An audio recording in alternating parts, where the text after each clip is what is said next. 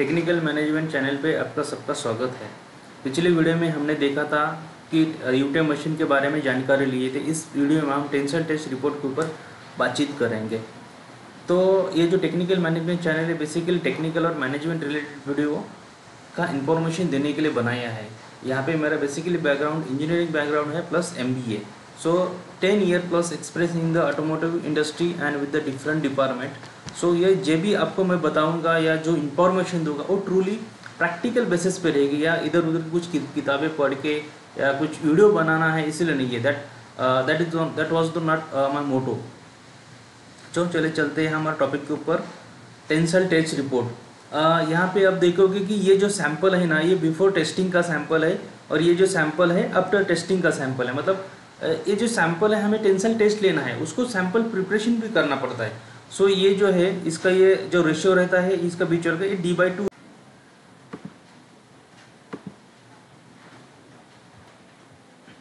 उसका लंबाई जो रहता है D/2 रहता है।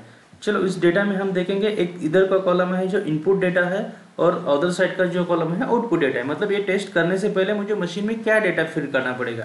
तो पहला है स्पेसिमेन टाइप, मतलब मेरा स्पेसिमेन कौन सा है, इज इट ये जो राउंड है, सॉलिड है, हॉलो है।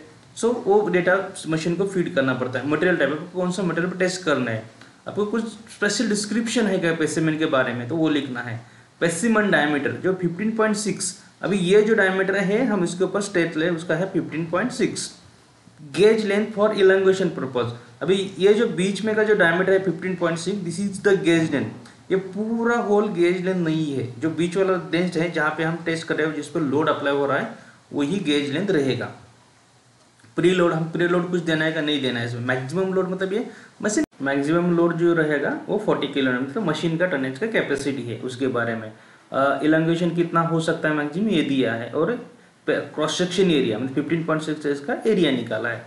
और यहाँ पे देखेंगे तो ये आउटपुट डेटा। अब ये टेस्ट होने के बाद मुझे क्या डेटा आया, ये अगर ये ग्राफ देखोगे लोड वर्सेस CHT का मतलब क्रॉस हेड ट्रैवल, मतलब तुम जब भी टेस्ट ले रहे हो तुम्हारा वो जो डिस्टेंस है वो जॉब को कितना खींचा है। मतलब सोचो मैं एक रबर लिया, अगर रबर को कितना खींच रहा हूँ उसके वजह से उसका डिस्टेंस ट्रैवल होगा। तो CHT ये जो नेम दिया है वो मशीन के पैसे से दिया और ये यूनिट दिया MM में। तो ये भी लोड एट यील्ड 151.5 में, यहाँ पे ये जो लाइन रेड वाला ये यील्ड लोड है। इलांगेशन, अभी इलांगेशन कितना हुआ है 11.5। आप यहाँ पे देखोगे यहाँ तक उसका इलांगेशन हुआ है 11.5।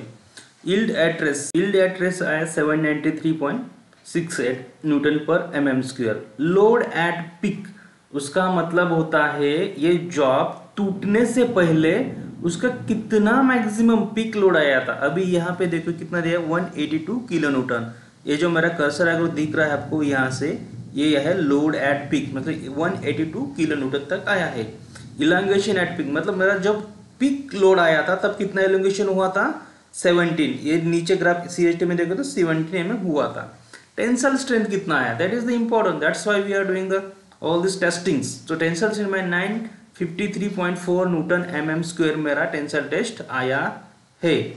सो अभी लोड एट ब्रेक, मतलब ये यहाँ पे मेरा तो पिक पर चला गया लेकिन ब्रेक कहाँ पे हुआ है, हाँ ये लाइन में मतलब थोड़ा लोड ऊपर गया उसके बाद में उस इलांगेशन हुआ और यहाँ पे ब्रेक हुआ है। और elongation at the break, okay यहाँ पे हो गया।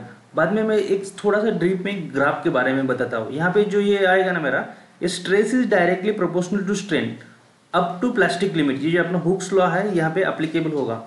उसके बाद में ये जितना मटेरियल है मेरा वो प्लास्टिक, इसके बाद में जो मेरा मटेरियल है प्लास्टिक स्टेट में चला जाएगा यहाँ तक उसकी इलास्टिक लिमिट है। उसके बाद अगर मैं किसी मटेरियल को खींचूंगा तो उसके बाद में वो उसका ओरिजिनल पोजीशन नहीं ले पाएगा।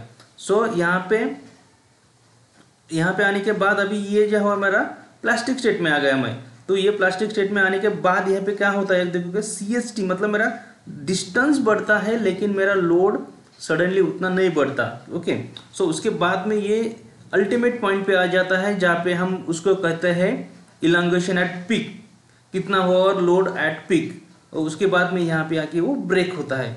अगर कोई भी आपको कस्टमर या कोई सप्लायर अगर आपको कोई भी आपको ये रिपोर्ट दे दे तो आपके पास अगर सोचो जॉब सबमिट नहीं किया किसी सप्लायर ने और खाली ये रिपोर्ट सबमिट किया, तो रिपोर्ट को देख के आप एनालाइज कर सकते हैं कि इसका जो टेस्टिंग है जो सही हुआ है या गलत हुआ है। मतलब ऐसा नहीं कि हमारा ये लोड सडनली गया है और उधर से ब्रेक हुआ है, मतलब वो मटेरियल ब्रिटल है, उसमें स्ट्रेंथ है लेकिन वो मटेरियल ब्रिटल है। अभी इसमें ये मटेरियल मेरा स्ट्रेंथ भी है और डक्टाइल भी है, मतलब इजीली ब्रेक नहीं होगा। तो चलो दोस्तों, इतना ही आज देखते हैं टेंशन टेस्ट के रिपो में। If you like then you can subscribe and share with the friends. Okay, thank you.